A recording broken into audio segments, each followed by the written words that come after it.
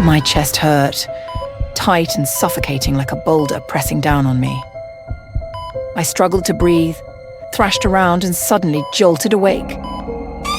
Emily, don't be scared. I'm here. We're still alive. I took a deep breath, trying to calm myself down. That's right, Jaden and I were visiting a village in the valley. On the way, a massive landslide happened, but luckily we had gotten off the bus before it hit. Yeah, when Emily screamed that the bus was going to be caught in a landslide and started yelling to get off, I seriously thought she'd lost it. But right at that moment, I suddenly got a stomachache, so I had no choice but to get off with them. And you know what? Everything that happened after was exactly like in her dream. This is insane. Blurry images flashed through my mind. I remembered telling Jaden about my dream, and we both decided to get off. So, the accident really did happen? I quickly grabbed my phone and checked the news. As expected, everything unfolded just like in my dream. The only difference was that Jaden, Lucas, and I had escaped the death trap. But since we survived the landslide, an eerie sense of unease clung to me, like cold, watchful eyes lurking in the shadows, like I was prey already, marked by a hunter. Once again, I woke up from a nightmare, my mind foggy. It's been almost a month since the accident, yet that nightmare keeps repeating every night. Emily, you're awake?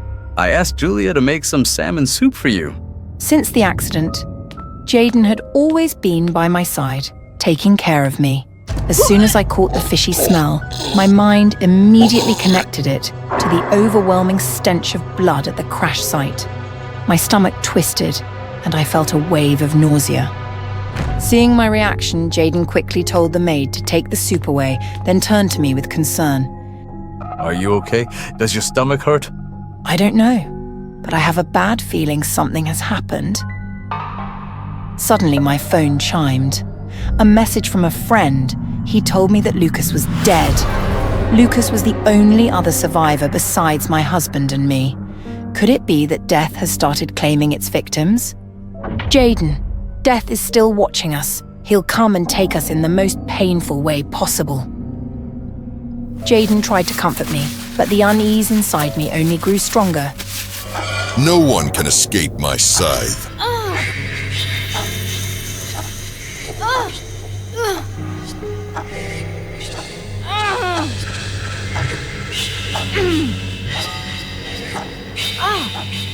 The nightmares kept repeating, leaving me sleepless every night.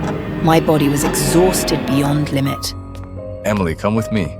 I found a way to free you from these nightmares. I had no idea what Jaden had planned, but I still followed him, an uneasy feeling growing inside me. Jaden led me to the basement, and the sight before me left me stunned. Julia, our housemaid, was lying unconscious, tied to a table. A sickening feeling crept into my gut. Jaden was about to do something insane. As if to confirm my fears, he suddenly placed a knife in my hand. Emily, all we have to do is offer someone as a sacrifice to death. He will spare us and grant us the lifespan of the one we sacrifice. Jaden, but that means we're murdering someone. Don't be afraid, Emily. I've taken care of everything. Julia only has a brother with autism. He can't take care of himself. As long as we send him Julia's salary every month, no one will question her disappearance. Jaden gripped my hand tightly and thrust the knife down. Hot blood splattered onto my face. I screamed in horror. I had become a murderer. I woke up in the middle of the night once again. Ever since we took Julia's life, I had been haunted by bloody visions of that horrifying night. Jaden, lying beside me, quickly woke up, his voice filled with concern. But I couldn't hear a thing. My ears were ringing. It seemed my body had reached its limit, worn down by guilt and endless sleepless nights. A sharp pain shot through my stomach. Jaden rushed me to the hospital in the middle of the night. We sped down the empty road when suddenly, the path ahead was blocked. It looked like the road was under maintenance. A deep sense of unease gripped my heart. I told Jaden to slow down and find another route. Don't worry, I'll find another way. But something felt wrong. Jaden tried to hit the brakes, but they weren't working. His frantic stomps did nothing. Right before my eyes, the brake pedal snapped off. Horrified, I looked ahead. The construction site was getting closer, but the car wasn't slowing down. We were about to crash into the workers. My heart stopped. I heard the tires screeching against the pavement, the car jerking violently as Jaden swerved.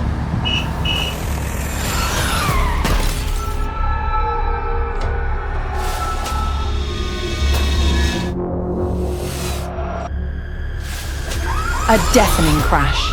The car finally came to a stop, but not before slamming into a construction truck. Giant steel rods tore through the cabin, impaling Jaden. Jaden! Jaden! Wake up! Someone help my husband! Jaden! I screamed desperately for help, but as my vision blurred and consciousness slipped away, only one thought echoed in my mind. Death would never let us go. When I woke up again, I was in a hospital bed. I screamed for my husband, but all I got in return was the doctor's cold, unwavering voice. Ms. Emily, I'm sorry to inform you. Your husband didn't make it. But please, try to stay calm and take care of yourself, because you're not alone anymore. I froze, my hands trembling as they moved to my stomach. Doctor, are you saying I'm pregnant?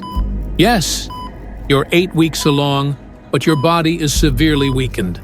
The baby is fragile, and today, there have already been signs of a possible miscarriage. You need to rest. My mind spiraled in confusion when suddenly, a cold light flashed across my face, sending a chill through my entire body. A male nurse barged into the room, gripping a razor-sharp knife. Die, you monster! Instinct kicked in. I threw a pillow at the crazed man, trying to defend myself. Who are you? I don't know you. Please calm down. You must have the wrong person. Wrong person? You and your husband murdered Julia! His words sent terror through my veins. Julia's death had been discovered. How did her brother find me? My head spun as a sharp pain ripped through my stomach. Hospital security rushed in, easily restraining the imposter, but even as they dragged him away, he didn't flinch. No fear, no pain, only curses spilling from his lips. The agony in my stomach grew unbearable. Blood poured from me. No, I can't lose Jaden's only child. Doctor, please, save my baby, I can't lose it. Darkness crept over me. With the last bit of strength I had, I prayed to death. Take me instead. Just let my baby live.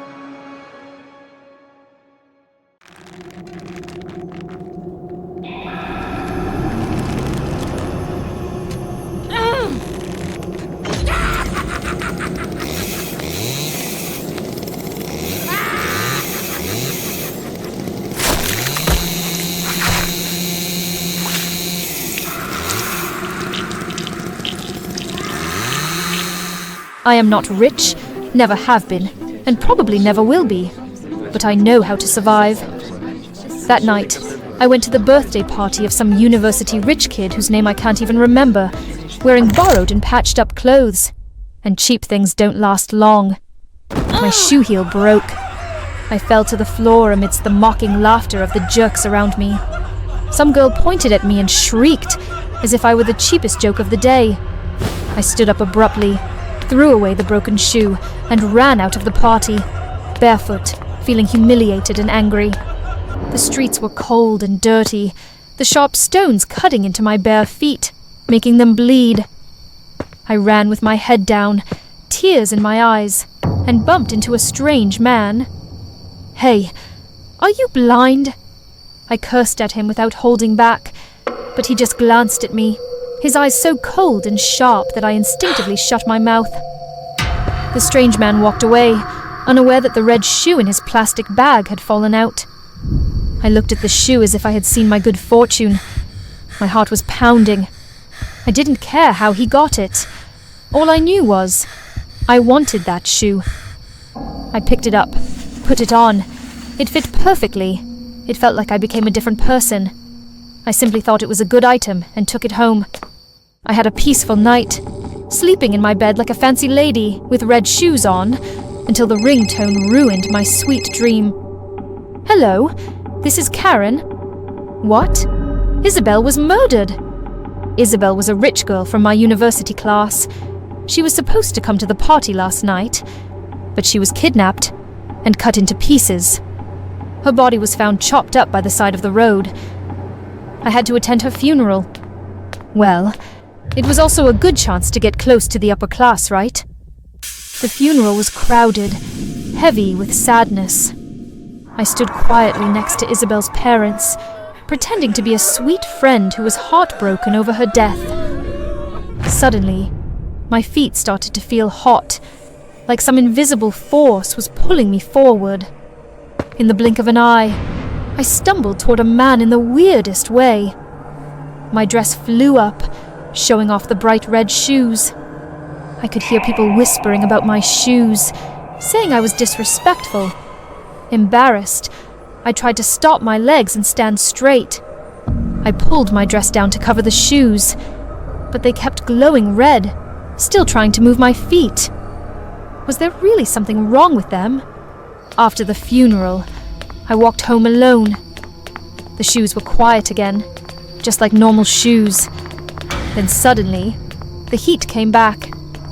The shoes woke up again. It felt like the shoes were getting stronger. They spun me around so hard I had to grab a street sign just to stay upright. I stomped my feet down as hard as I could, trying to stop them. I didn't care what they were. Whatever it was, they really pissed me off. I got home safely and entered the passcode to open the door. But those cursed shoes tried to control me again. I held onto the doorknob to keep my balance, trying to stay calm. But then I saw the reflection in the glass and realized the shoes were doing this for a reason. That strange man I bumped into last night. He was watching me. Now I could clearly see his face. It was Joe, the same guy I just saw at the funeral. A wave of fear rushed through me. I rushed inside and slammed the door shut. I dropped onto the chair and lifted my leg to take off the shoes, but they wouldn't come off. The harder I pulled, the tighter they got. Blood started leaking from my ankles. I screamed and grabbed my phone, trying to search for a way to remove the shoes. But just as I opened Google, the first news headline made my heart stop. That outfit, the man I saw last night and the one following me, it's him. My whole body went cold. Then, I heard the sound of someone entering the door code. The red shoes started dragging me toward the killer again. I had completely lost control of my legs. With all the hatred and determination I felt from the shoes, there was only one explanation. These shoes belonged to Isabel. And somehow, her soul had entered them, and she was trying to get revenge. Karen, I know you're in there. Open the door. No, please, don't hurt me. I don't know anything. If Isabel wants revenge, what does that have to do with me? I don't want to be silenced by that killer. I want to live. I completely gave up on using my legs. I dragged myself across the floor with my hands, fighting against the pull of the shoes. My hands hurt so much they went numb, but I couldn't stop. The killer was getting closer. I crawled to the mirror, pulled it down, and smashed it. I grabbed a shard of glass still stuck to a piece of wood. The shoes were still squeezing my feet, like they were trying to eat me alive. I had no choice. I had to tear these shoes off my body no matter what. The door burst open, and the red shoes, with my feet still inside, flew straight at the killer like a bullet. But Joe walked into the room without flinching. I saw him raise the axe, and the shoes, along with my bloody feet, were chopped into 4 pieces. I heard Isabel's voice, screaming in rage. I crawled backward, reaching out in despair.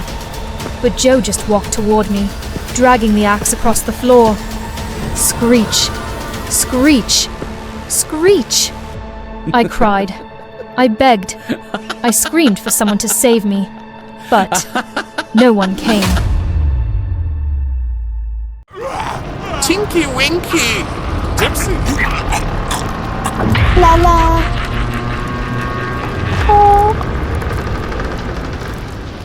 At 78, I was hailed as a humanitarian icon. Tamzin, former orphanage director, who dedicated her life to disabled and abandoned children. That's what the articles said. The interviews, the awards. They called me the mother of the lost, the savior of the forgotten. But if I had a choice, I'd rather they called me Funny Madame. I smiled in all the photographs, practiced humility, spoke of sacrifice. And recently, in celebration of my lifelong service, they gifted me something I didn't even ask for. A lifetime stay at a luxury retirement estate. Private suite, personal caregiver, round-the-clock comfort. All I had to do, they said, was close my eyes. Just sleep and you'll wake up there. So I did.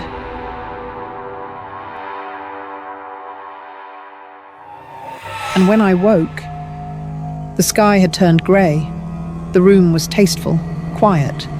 No ticking clocks, no footsteps, just stillness. It should have felt peaceful. But peace doesn't hop in the dark. The first night I heard it.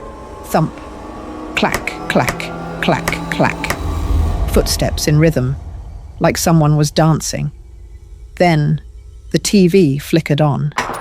Static, then colours, then that god-awful jingle. Tinky Winky, Dipsy, La La, Po. My stomach turned. Something old, rotten, long buried inside me cracked open.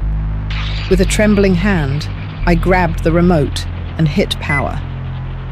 The screen went black, but 5 seconds later, back on. I pulled the plug from the wall, still on, still singing. And then my knees cracked, but no nurse in sight. I dragged myself out, looking for them. I thought this package was convenient, but it's completely useless. The hallway was pitch dark, with only the flickering white light outside the window. The wind howled, bitter and sharp as a knife. The clack-clack sound and the TV continued to disturb me. Then, knock-knock, knock-knock. Soft, deliberate, at my door. I opened it. No one. I leaned forward, and something slammed into me. Hard. I crashed face first into snow. The cold stole the scream right out of me. "You little bastard!" I shouted, struggling to sit up. "You think this is funny? You'll be punished, do you hear me?" Only the wind answered, shrieking and gnawing at my skin. I stumbled through the snow, barefoot, tried the windows. All sealed shut. My feet cracked open. Skin tore on the ice. Each step felt like walking on needles dipped in acid. Then, darkness. I woke beneath thick blankets, swaddled like a corpse. A young man stirred porridge beside me. You shouldn't go out like that. He said softly. There are people here who really hate you, even if you don't remember them. The TV was still on. Still that song. Tinky Winky, Dipsy, Lala, Po. I groaned. Turn it off. I don't want to hear that nonsense.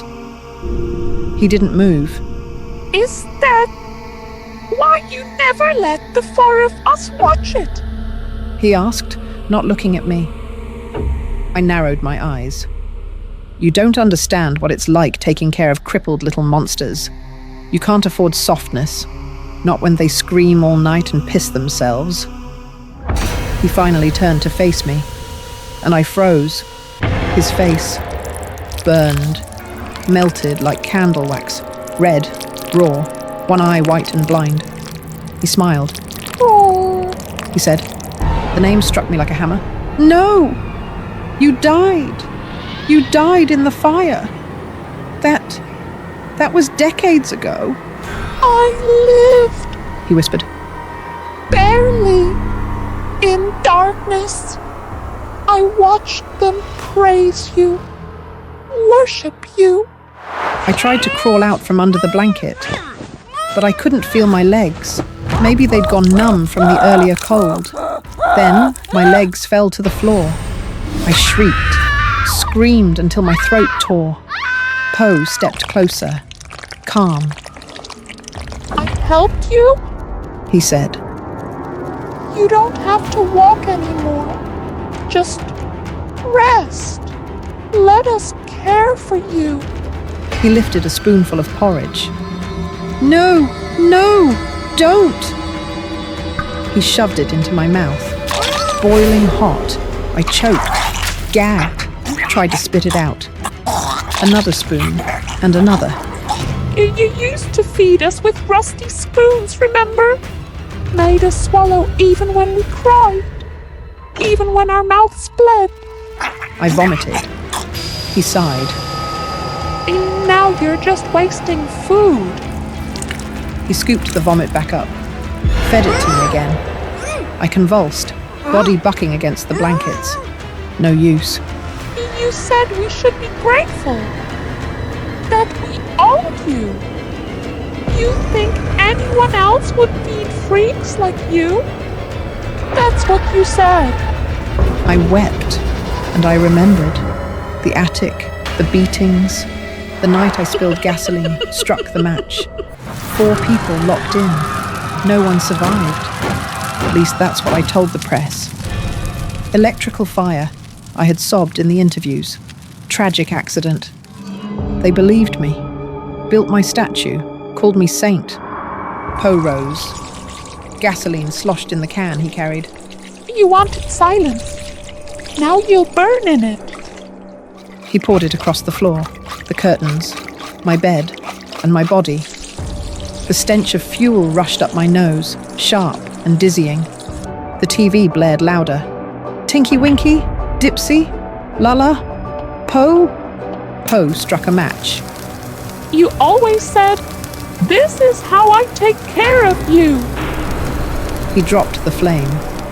Now, let me take care of you the same way. Fire crawls across the room like a memory. The smoke is thick with screams I once silenced. I crawl, but there's nowhere left to go. The flames kiss my skin, and I think maybe this is what they felt. Above it all, the TV howls. Tinky Winky, Dipsy, Lala, Poe. Again, and again, and again. 283명 탈락.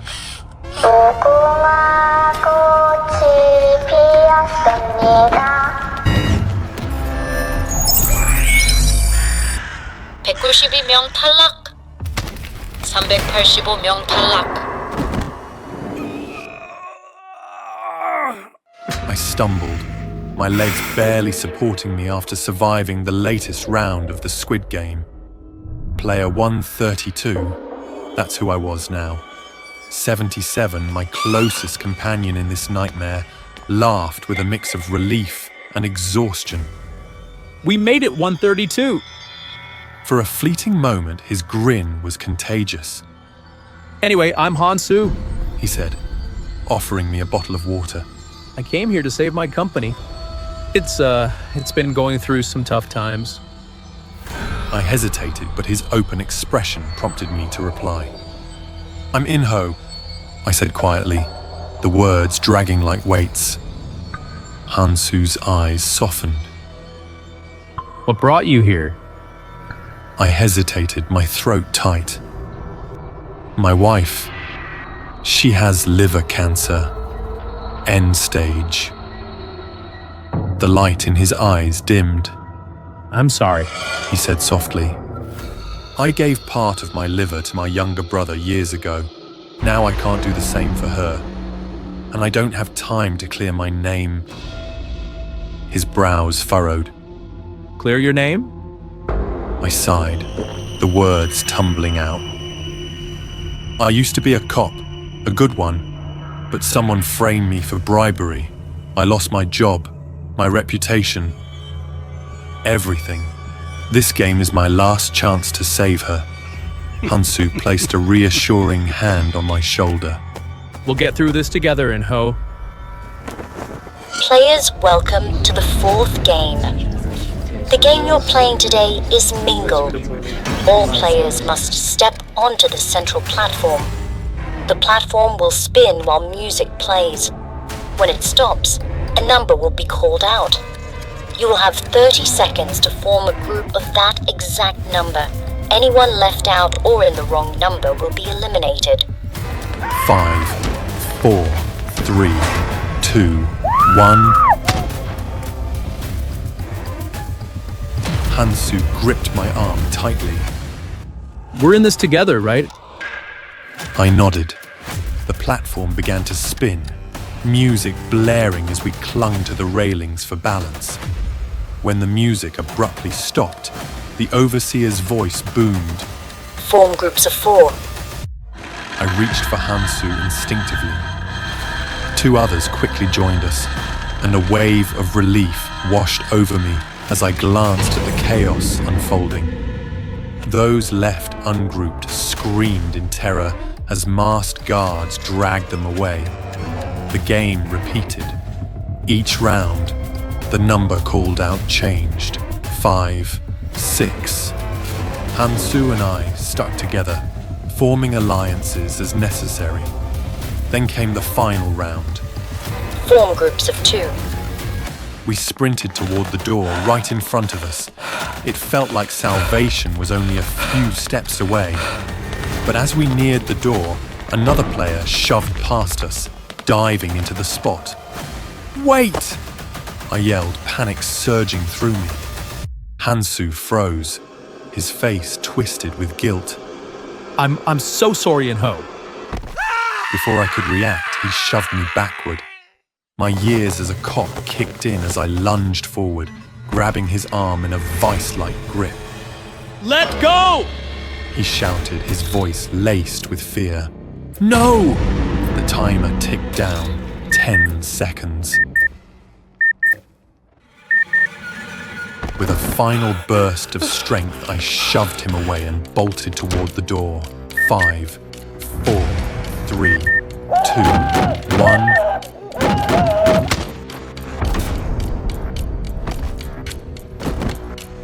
Hansu had been my ally, my friend. But in the end, survival outweighed everything else. The remaining games passed in a blur. Hopscotch. I overcame them with ease. The final game, the Squid Game, didn't pose a challenge for me either. By the time it was over, I wasn't the same person. Every step, every choice was calculated, cold.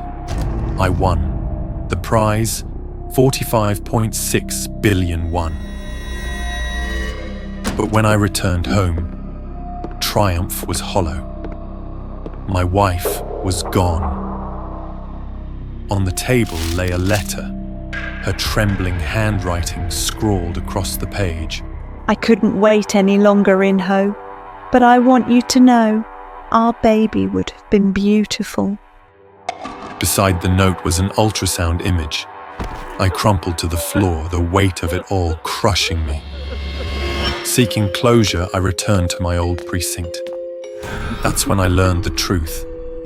Kang Jun, my former partner, had framed me for bribery. He wanted the promotion, and I was the perfect scapegoat. Rage boiled inside me as I tracked him down, knife in hand. I was ready to end his life, but a voice stopped me. Why waste such anger?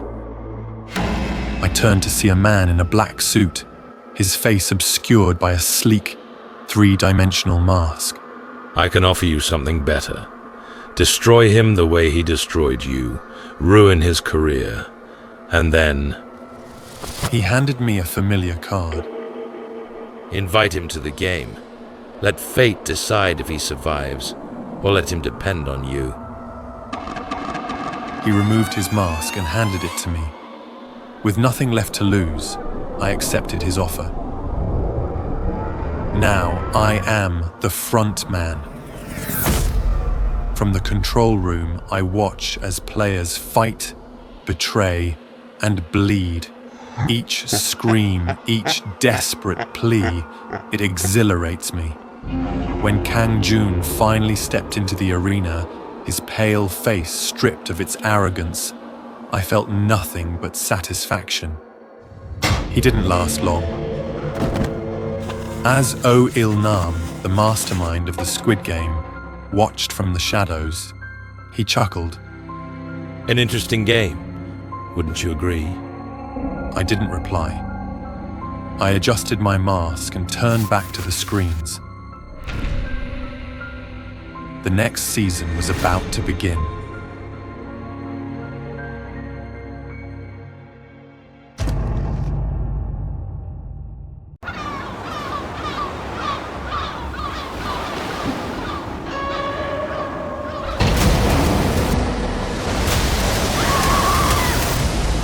Diego and I arrived at our usual beach just as the sun began its slow ascent over the horizon. The waves rolled in steady and strong, perfect for what we had planned. We had surfed here countless times, but today was different.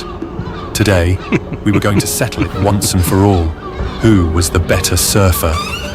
I strapped my helmet-mounted camera in place, ready to capture every moment. Diego laughed, adjusting his board. Two guys out here alone surfing at sunrise. This looks a lot like a date, man. Shut up, I chuckled. Let's do this. Before getting on our boards, we swam out to loosen up. The water was crisp, jolting me fully awake. Diego suddenly yelped, his body jerking to one side. Damn it, Coral, he muttered, lifting his foot. Blood dripped into the water. Nothing serious. Hope you're not attracting any sharks, I joked. Diego smirked. Yeah, right. We've been surfing here for years. No sharks. As I treaded water, something caught my eye. A girl standing on a distant rock formation, waving at us. She was beautiful, her long blonde hair blowing in the wind. She waved with an urgency that made me pause. Diego followed my gaze and grinned. Bet you $10 I get her number first. You're on! We paddled towards the rocks, eager to see her up close. But as we got closer, her expression shifted from friendly to frantic. Her mouth moved, and I caught snippets of her voice over the waves. Shark! Shark! I glanced at Diego, expecting him to laugh, but his smirk faltered. We exchanged a look. No way, we had surfed here for years. No one had ever seen a shark. She had to be mistaken. Then the water beneath Diego erupted. A massive, dark shape shot out, jaws wide, clamping down on his torso. Diego let out a strangled scream before he was yanked under. Blood gushed into the water, mixing with the foam of the waves. His surfboard snapped in two, the jagged edge floating aimlessly on the surface, stained red. For a second, I couldn't move. My mind refused to process what had just happened. Then instinct took over. I spun around and paddled with everything I had, aiming for the rock where the girl stood, still screaming. My arms burned, my lungs fought for air, but I didn't stop. Something moved beneath me. A dark, gliding shadow. It was circling, toying with me. The waves pushed me forward, propelling me with terrifying speed. But so did the thing beneath me. I could feel it, sense it, hunting me. The primal fear of being prey sent ice through my veins. The rock was close. Just a few more strokes, then bang! My surfboard launched into the air, the force of the impact sending me flying. My body hit the water hard, and for a second everything went silent. The world around me blurred as I struggled to orient myself, the salt water stinging my eyes and filling my throat. I gasped and thrashed, kicking blindly. My hands reached for my board, but it was gone. Disoriented, I tried to resurface, but my limbs felt useless in the endless blue. My heart pounded as I scanned the water around me. And then, I saw it. The shark, just beneath me, its mouth yawning open. Its eyes were black, soulless, locked onto me like I was nothing more than food. My body locked up, frozen with terror. I kicked, desperate, clawing towards the surface. My breath came in ragged gasps, the girl's screams echoing distantly through the roar of the ocean. The rock was so close, but I couldn't tell if I was swimming fast enough, if I was going to make it. Another forceful jolt from below sent me spinning. Pain exploded through my leg as something sharp scraped against it. My vision darkened for a moment, but adrenaline forced me forward, kicking, reaching. The shark's massive form loomed beneath me, circling, waiting. The girl was reaching out her hand now, her face stricken with horror. I forced every ounce of strength into one last desperate push. My fingers brushed against the jagged surface of the rock. My body trembled as I hoisted myself up, every muscle screaming in protest. I reached out, fingers grazing the rock's rough surface. The girl grabbed my wrist, eyes wide with relief. You made it! I nodded weakly, trying to be calm. And then...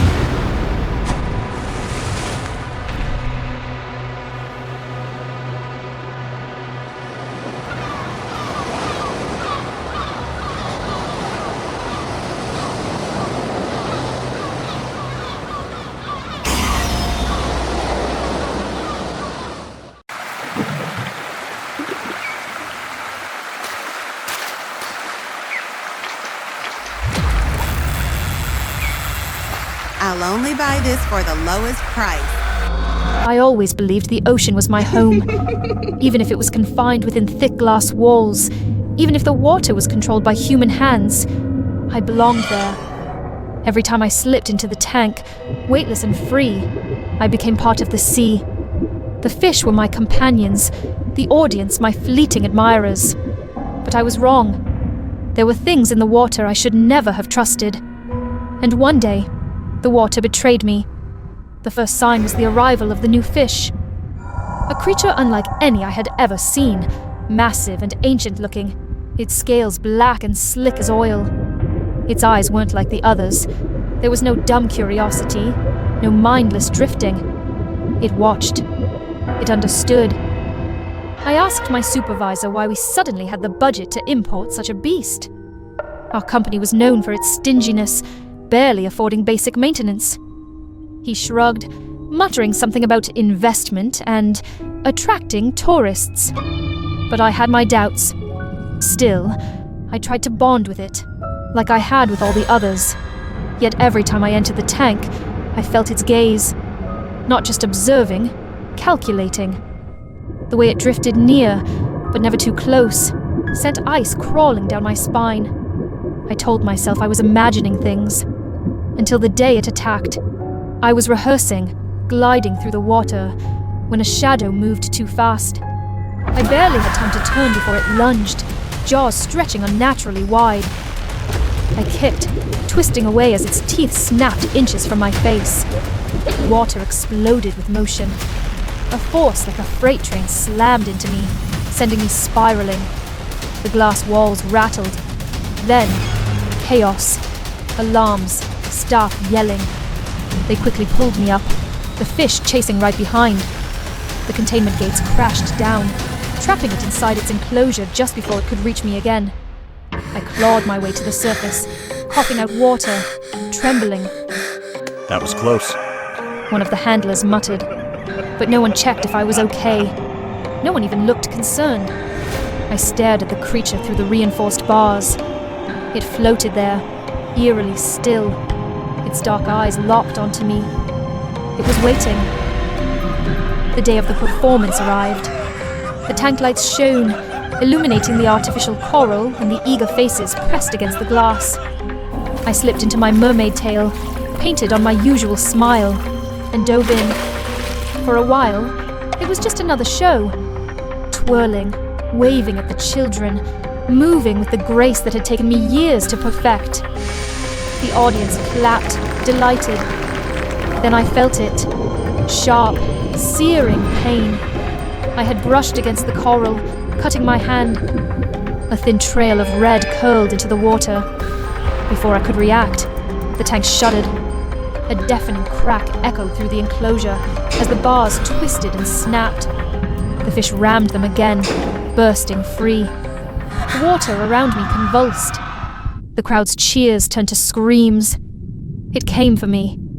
I kicked off the rocks, propelling myself toward the surface, but it was faster. A wall of black scales surged beneath me. I twisted mid-water, dodging as it shot past, missing me by inches. I had to get out. Now the exit hatch was near the far end of the tank. I fought through the churning water, every stroke a battle. Behind me, the creature swerved, recalibrating. And then, it lunged. Pain exploded through my ankle.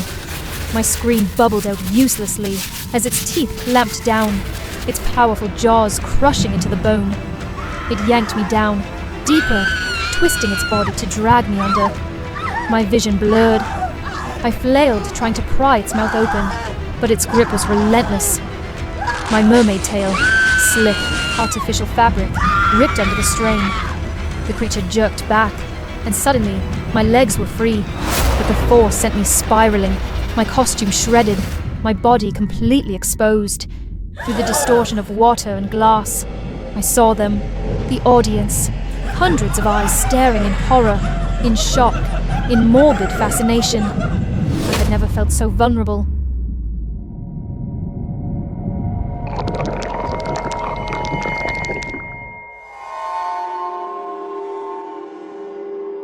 The next day, they handed me an envelope. That should cover the damages, the manager said flatly. $100. I gaped at him. Are you serious? That thing nearly killed me. My voice wavered, throat tight. I was humiliated, in front of everyone. He shrugged. It's not a human. What's the big deal? I clenched my fists, my nails digging into my palms. And me? What about me? You still have a contract. No one else wants the job, and we have a schedule to maintain. He smiled, as if I were being unreasonable. You'll be fine. I looked at the tank. The creature floated there, as calm as ever, watching, waiting, just like me. They thought I was trapped, but they were wrong. I wasn't just a performer in a costume. I wasn't just another prop in their tank. I was more. And soon, they would see it too.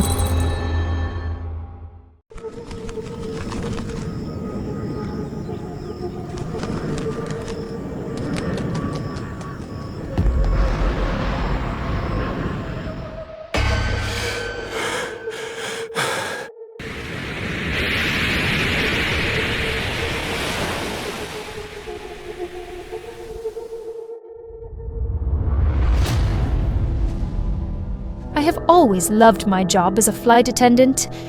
It was more than just a career. It was my dream. I remember watching Sully, the story of the miracle on the Hudson, and being mesmerized. I studied every detail, every decision Captain Sullenberger made. It inspired me, gave me confidence. Still, deep down, I prayed I'd never need to face such a situation. The morning started like any other. Flight 2216 from Bangkok to Muan was scheduled to depart under perfect weather conditions. I had my routine down. Bright smiles at boarding, assisting passengers with their luggage, and ensuring the emergency protocols were second nature to everyone on board. There was a cheerful buzz in the cabin. Among the passengers was Mr. Bay, celebrating his 80th birthday with his extended family, his wife, 2 daughters, and 5 grandchildren. His laughter echoed through the aisles. I smiled, warmed by the sight of their joy. I didn't know that in just an hour, that same joy would turn to heartbreak. The captain's voice came over the intercom. Ladies and gentlemen, we'll be landing shortly in Muan. Please remain seated and ensure your seatbelts are securely fastened. I did my usual walkthrough, checking seatbelts and trays. Then it happened.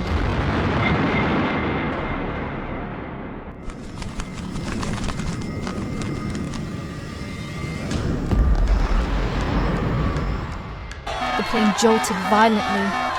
I grabbed onto the nearest seat, my stomach dropping as if I were on a roller coaster. Gasps and screams erupted around me. The cabin lights flickered, and I heard the unmistakable sound of engines sputtering. This is your captain speaking. We've encountered a bird strike, and one of our engines has been compromised. Please remain calm and follow the crew's instructions. A bird strike? I thought of Sully. What did they do? Focus. Follow protocol. My training kicked in. Everyone, stay calm, I shouted. Keep your seatbelts fastened. Head down and brace. The turbulence grew worse. The cabin vibrated violently, as if the entire plane was being shaken by an unseen hand. At 9 a.m., the plane attempted a landing. The ground was so close I could see it through the windows. Hope surged in my chest, until the landing gear failed to deploy. We had to circle back. The captain had no choice but to pull up, keeping us airborne. The plane climbed shakily, groaning under the strain. Inside, chaos reigned. Oxygen masks dangled from the ceiling.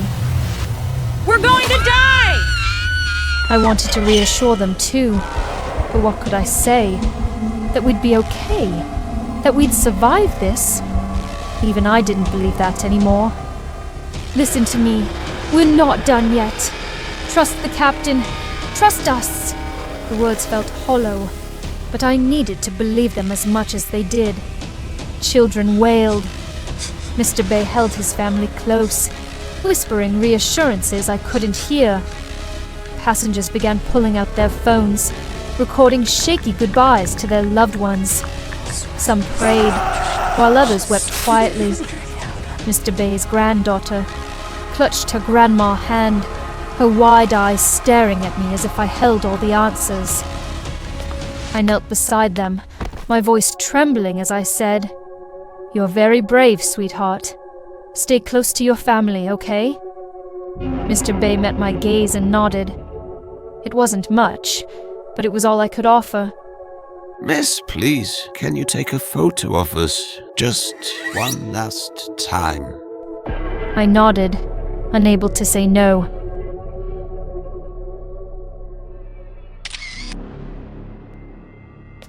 I made my way back to my seat, securing myself. I pulled out my own phone. For the first time, I hesitated. What do you say in your final message? I thought about my mother, her warm embrace and the way she'd always tell me, "You make me proud."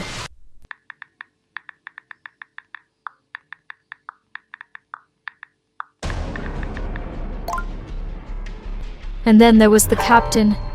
He didn't have the chance to record his final words, so I decided to do it for him.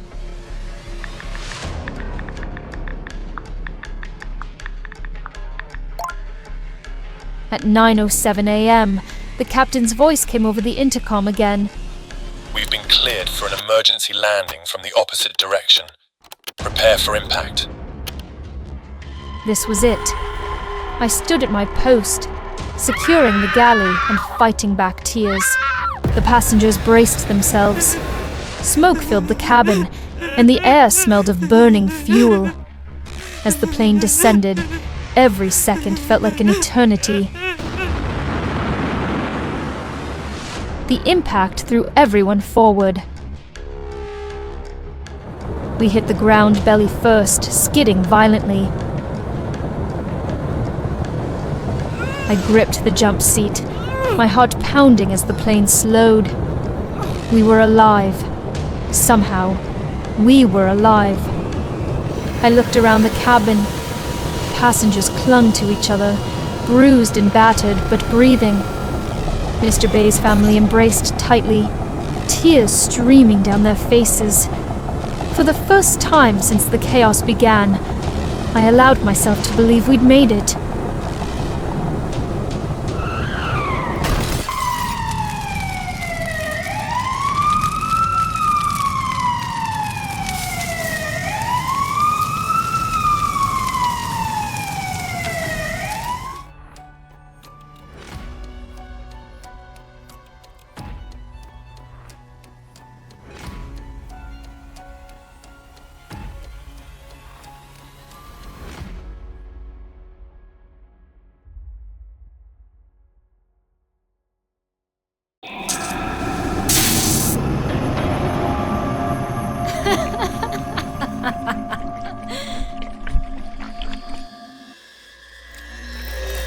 I lit a match to feel a little warmth in the freezing night.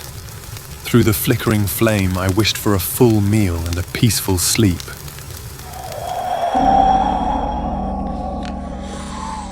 Tonight, I was sleeping on the streets again. I'm Josh. I've been homeless for 3 months now. My hands were so cold that they've gone completely numb. I lit another match to feel a bit of warmth. Suddenly, a gentle voice spoke up. Do you need help? I looked up and saw a woman in her 40s. Her eyes were warm as she smiled at me. Hi, I'm Chloe. I'm a TikToker who helps the homeless. I'd like to help someone like you. Chloe showed me her TikTok account, which had thousands of followers. Her live streams received a lot of donations. Come with me. I'll help you find a job and get a better life, just like the others I've helped. A spark of hope flickered in my chest. I agreed to follow her home, convinced this would be the turning point in my life. When I stepped into Chloe's house, something felt off. There was a strong scent of bleach in the air. I covered my nose and glanced around. Don't worry, I just cleaned the house. Make yourself at home, but remember, you must never go to the end of the hallway. I smiled and nodded, but the smell of bleach made me uneasy. Over the next few days, I joined Chloe's live streams and shared my story. Every time we went live, the donations kept pouring in. I could eat well and sleep soundly in a warm bed. My world seemed brighter, but a lingering unease gnawed at me. Every time I looked into Chloe's eyes, I sensed something was wrong, though I couldn't pinpoint what. One afternoon, while Chloe was out, I decided to watch TV to pass the time. A breaking news report shocked me. It was about the mysterious disappearances of several homeless people. My heart sank. One of them was Sam, someone I knew. I remembered seeing him with Chloe a few days ago, but there had been no live stream featuring him. What was going on? I took a deep breath to calm myself. I had been with Chloe for days now, and she had treated me well. My unease grew. Could Sam's disappearance be connected to Chloe? The overwhelming smell of bleach was suspicious. I decided to go to the end of the hallway.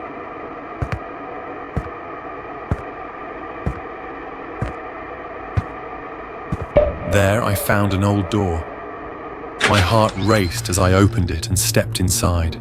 The stench of bleach hit me again, sending chills down my spine. On a shelf I saw dozens of blood-filled vials, all neatly sealed and organized.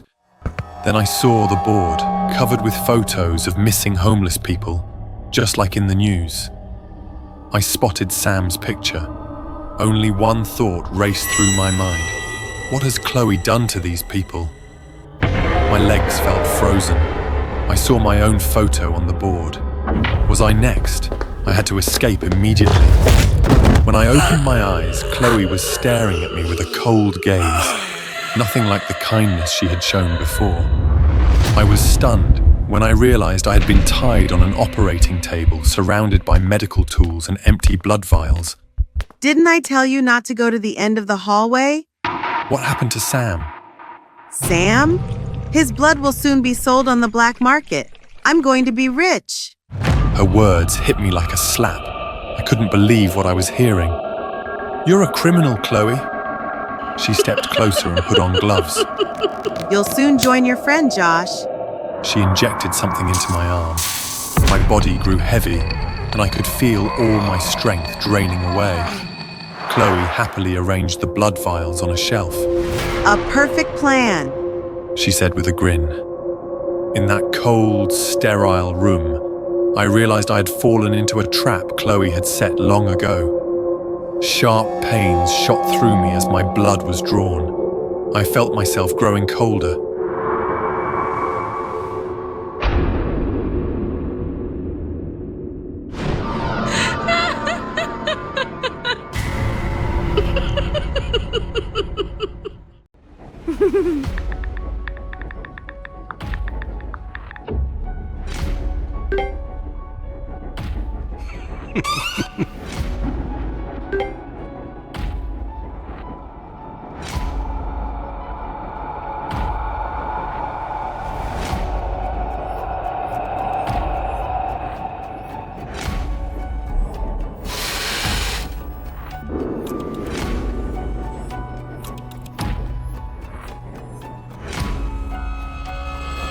I'm Dakin, a hacker quietly working in the shadows of the deep web. My job is pretty straightforward. Break in, collect sensitive information about women I happen to see on trains, in supermarkets or on the streets, and sell it. That night, while I was uploading a few screenshots of stolen messages onto my deep web account, a customer placed an order. Their request was simple. Spy on the messages of any female student on the subway. I frowned. A strange request, but nothing too difficult for me. Putting on a pair of contact lenses with a hidden camera and a wide-brimmed hat to conceal my face, I stepped out of my apartment and got to work. At 4 p.m, I was on the subway. It wasn't rush hour yet, so the train wasn't too crowded. I quickly scanned the passengers. A short-haired schoolgirl sitting alone caught my eye. She was leaning against the door, her fingers flying across her phone screen. She was the perfect target for today. I pretended to be just another passenger and casually moved closer to her without raising any suspicion. She glanced at me briefly before going back to her texting. Feeling confident, I silently hoped I'd find something interesting to dig up today. It seemed like she was texting a boyfriend named Naga. At first, the messages were pretty ordinary, just small talk and some random complaints. But then the tone began to shift. The words started to change. I began to feel intrigued, waiting for something shady to show up. Strange words appeared. Handle, bury, grind, and finally the head. I held my breath, unable to look away. I was reading the messages of a killer. The next message shocked me to my core. It was a photo of the victim. For a moment, I was frozen in disbelief. Then it hit me. I knew the victim all too well. Months ago, a Telegram account named You hired me to gather every detail about this man. From the way she spoke, I could tell my client was a young woman, while the target was a married man. And now, he was dead. Had I indirectly sent him to his death? Lost in thought, I suddenly jolted back to reality when I noticed the girl had turned around, her eyes locked onto mine. Stop snooping, She said, her voice calm but chilling. I cowardly avoided her gaze, pretending I didn't know anything. I tried to act normal, but then her phone chimed with a new message. My curiosity got the better of me, and I stole another glance. The message was from her boyfriend. My heart nearly stopped. I realized I'd crossed a line, and now I was in the sights of two killers. The girl turned to me again, this time flashing a twisted, eerie smile. Yes.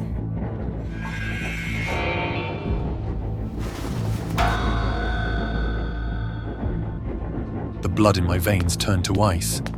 I stumbled back, hitting the train door.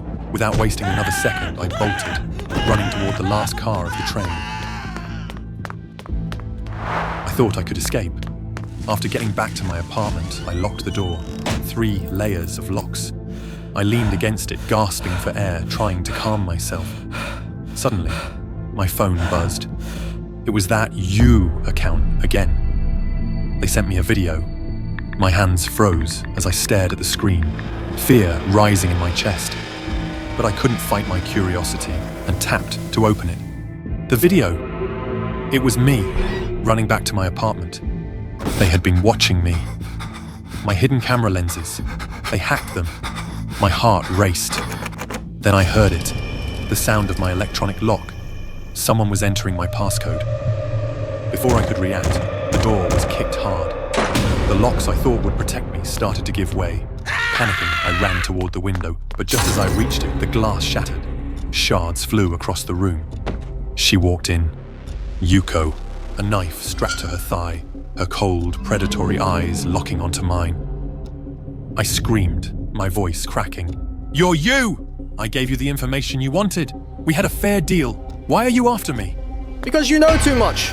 Before I could react, Naga appeared behind me, grabbing my arms and pinning me in place. I struggled, yelling for help, but it was useless. Yuko stepped closer, her voice cold and even. I've discovered that handling someone is quite fun. And your deep web account, your client list, that's exactly what I need to hunt down my next victims.